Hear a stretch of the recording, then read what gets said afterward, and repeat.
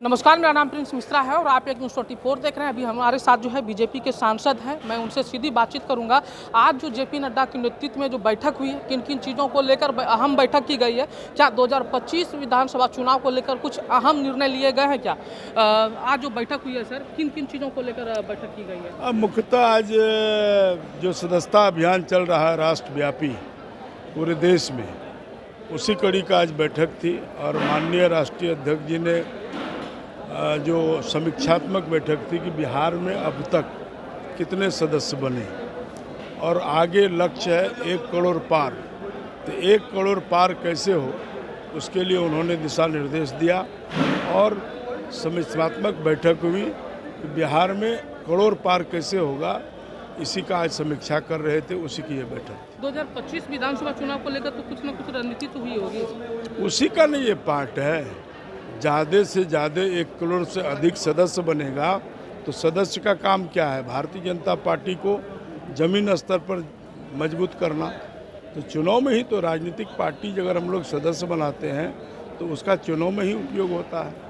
तो निश्चित रूप से आने वाला दिन का जो तैयारी है वह सदस्य ही बनता है और 1 करोड़ पार सदस्य इस बार बनाएंगे, उसी का दिशा निर्देश। सर, स्मार्ट मीटर को लेकर अब जो है विवाद छिड़ गया। लगातार राजद के तरफ से कहा जा रहा है स्मार्ट मीटर से जो है लोगों को स्मार्ट तरीके से सरकार ठगने का काम कर रही है, लोगों का जो है गलत तरीके से बिलिंग हो रहा है।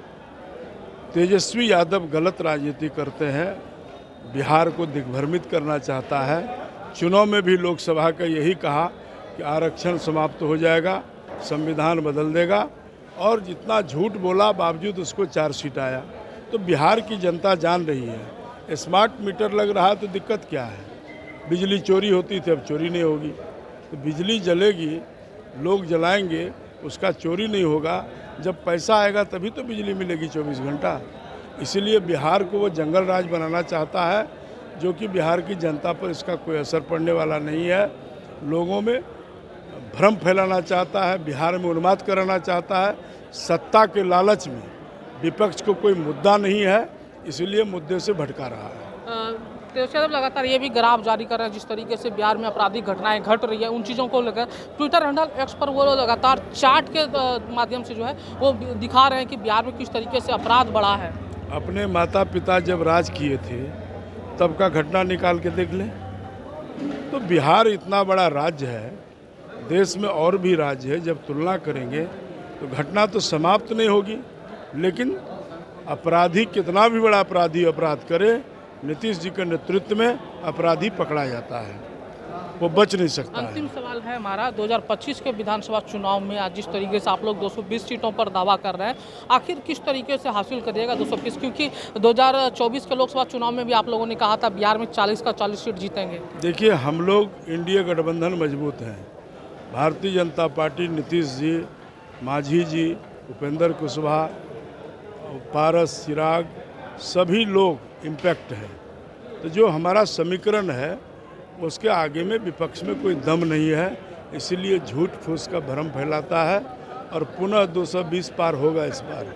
आपने एनडीए में तमाम घटक दलों की चर्चा की, चिराग पासवान कई जगहों पे जो है अपनी उम्मीदवार को घोषणा कर दिए।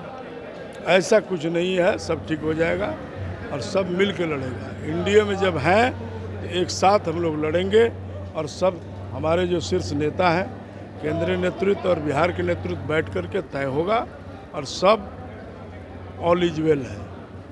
तो ये थे हमारे साथ बीजेपी के सांसद, जिनको आप सुन रहे थे कि उनका साफ तौर पे कहना था कि जिस तरीके से लगातार ये हम लोगों की जो बैठक थी वो सदस्यता अभियान को लेकर था और जो 2025 की हम लोगों ने चर्चा की उन चीज़ों को लेकर भी इन्होंने स्पष्ट कर दिया। ये तैयारी 2025 के विधानसभा चुनाव को लेकर ही। ऐसे में आप लोगों को क्या लग रहा है कमेंट बॉक्स में जरूर बताइएगा। फिलहाल के लिए धन्यवाद, बने रहिएगा 124 पर।